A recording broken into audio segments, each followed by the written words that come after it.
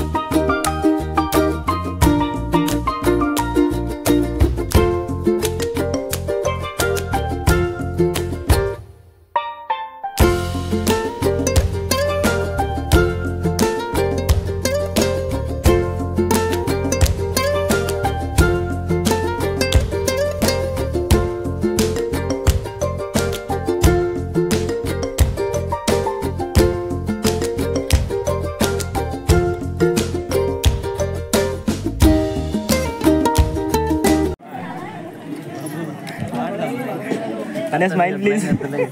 हे पण